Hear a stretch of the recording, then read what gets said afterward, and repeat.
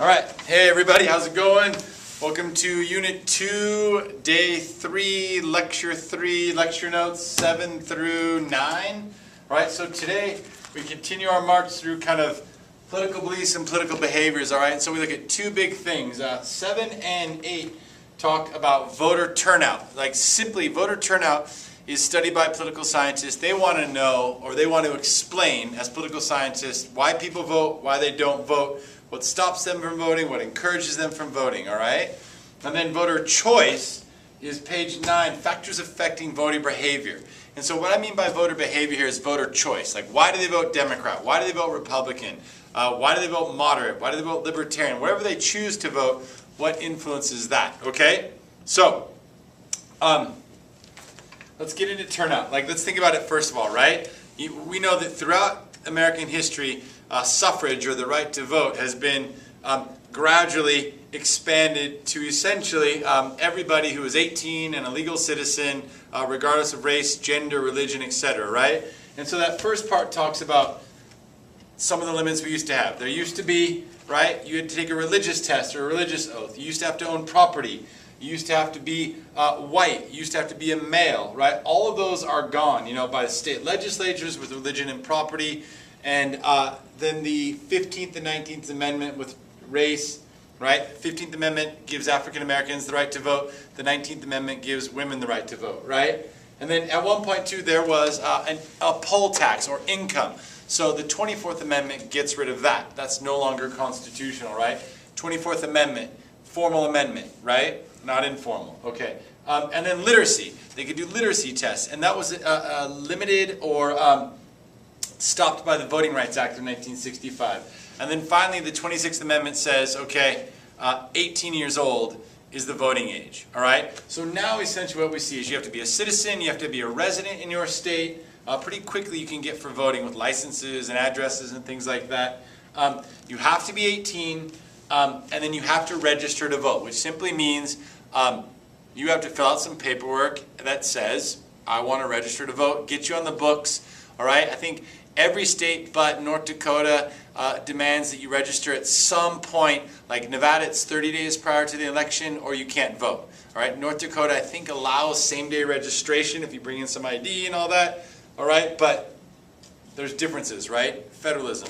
And one more thing, generally, the qualifications for voting have generally been set by the states. Residency, how long you have to be registered, all that. However, the federal government protects, you know, people being banned from voting for those other things we just listed, okay? Now, one of the things, turnout. If you compare the United States to other Western democracies, we generally have lower voter turnout than a lot of Western democracies for a variety of reasons, all right? And one of the things, again, voter turnout, you take the voting eligible population, right? And then you look at how many people actually voted.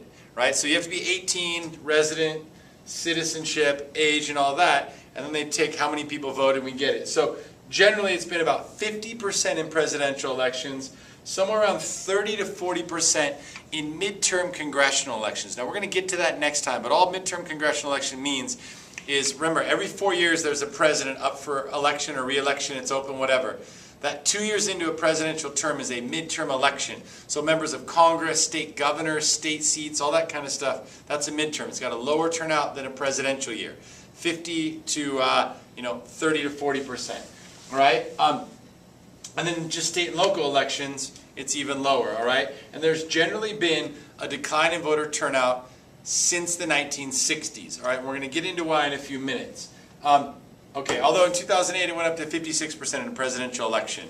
All right? How about that? Extra credit right there. What was the voter turnout for the election in 2012 nationwide? Not just nationwide and in the state of Nevada, okay? All right, good.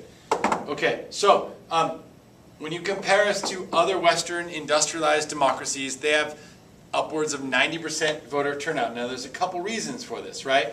Some countries literally impose fines. They will stamp your driver's license with did not vote, or impose some kind of penalty. The United States does not do that. So if you had to pay a fine, if you had to have like that scarlet letter right on your driver's license that says did not vote, right? You may vote, so you didn't have to deal with those, okay? Other nations also have same-day registration, all right? Registering to vote can be a barrier to voting, as we're going to see in a minute, if you don't know that you have to register, right? So same-day registration increases voter turnout. And then finally, America tends to be dominated by the two-party system for reasons we'll get into in Unit 3.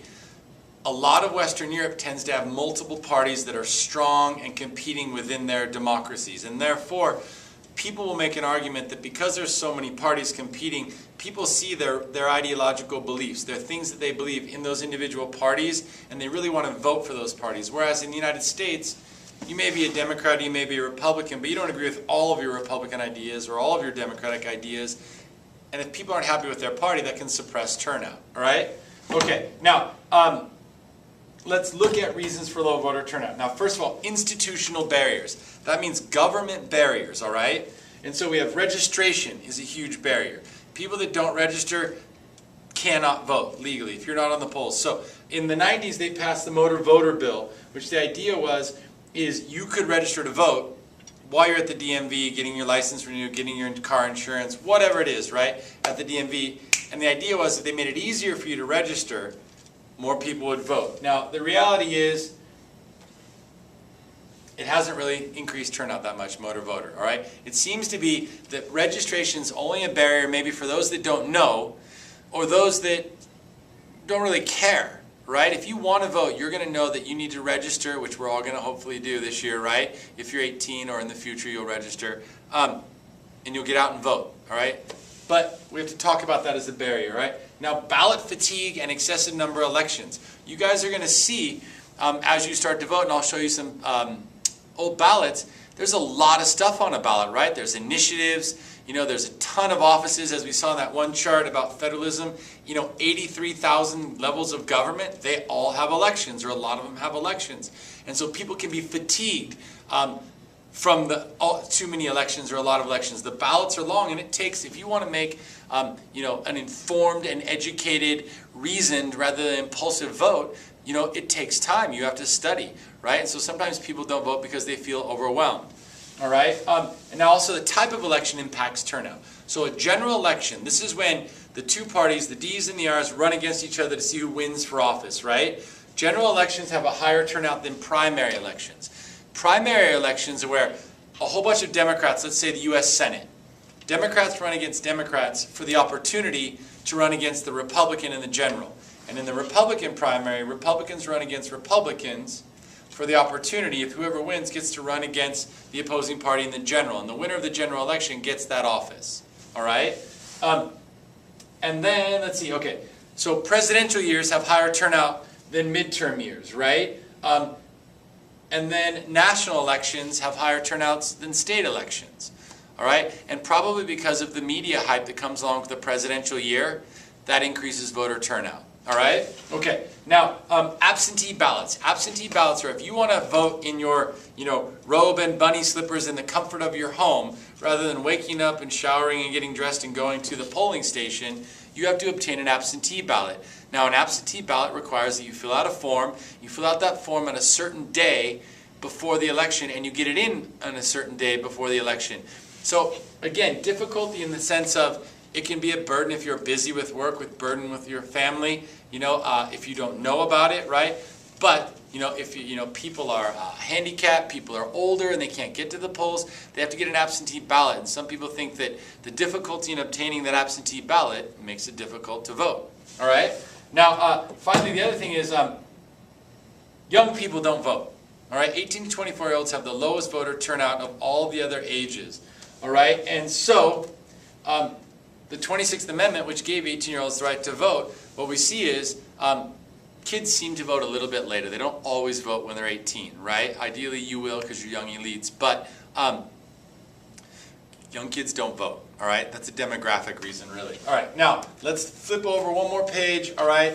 Now, there's political reasons. We just talked about institutional reasons, like legal barriers, government reasons why people wouldn't vote, right? Okay, now look at political reasons. People lack political efficacy, meaning they don't understand, they don't feel they can impact the system, so they don't vote. My vote doesn't count, right? All right.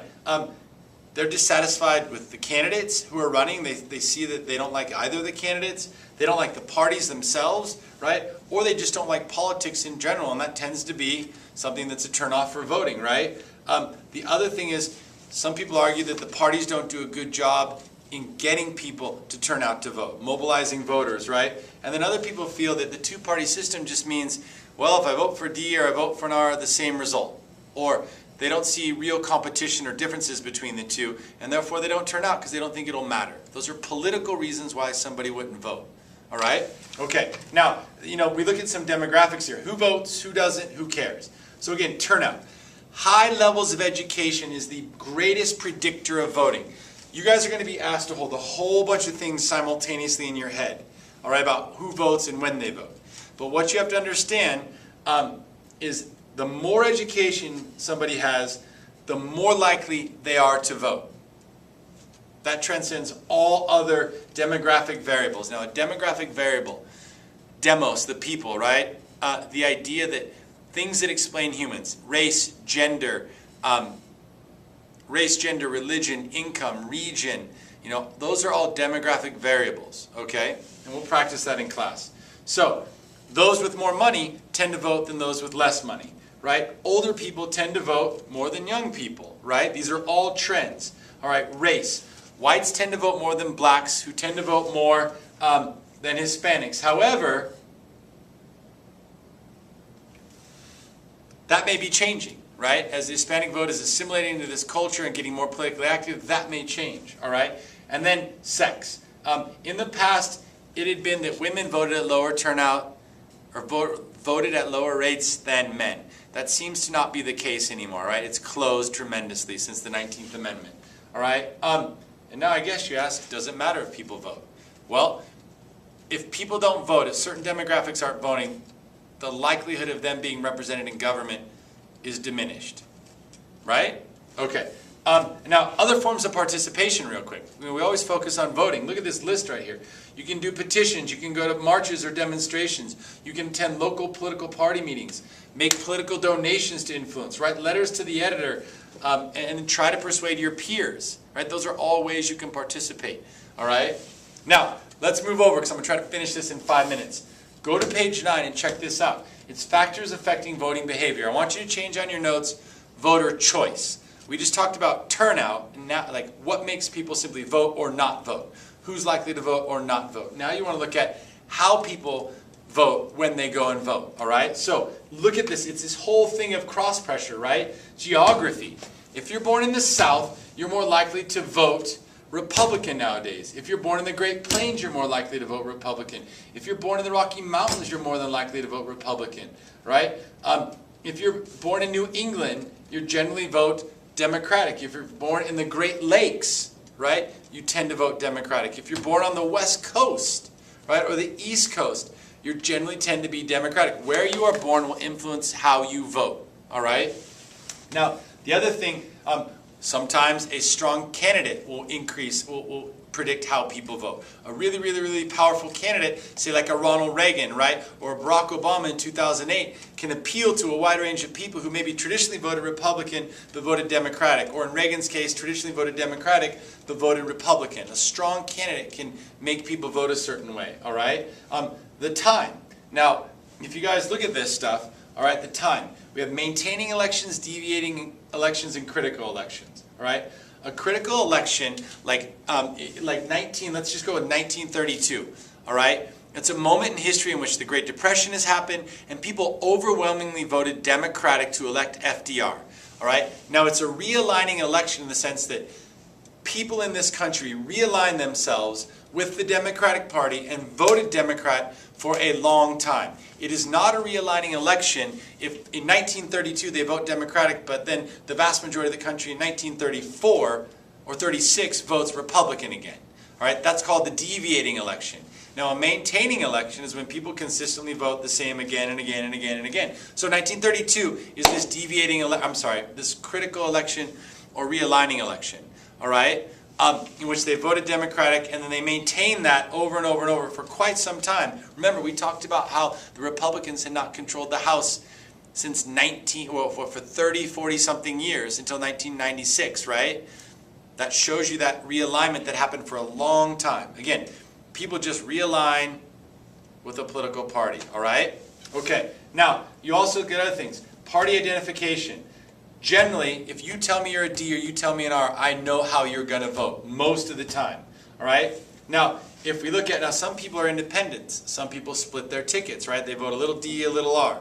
But if you tell me you're a D, I know you're probably going to vote D. And if you tell me you're an R, I know you're probably going to vote R. So I use parties to predict how people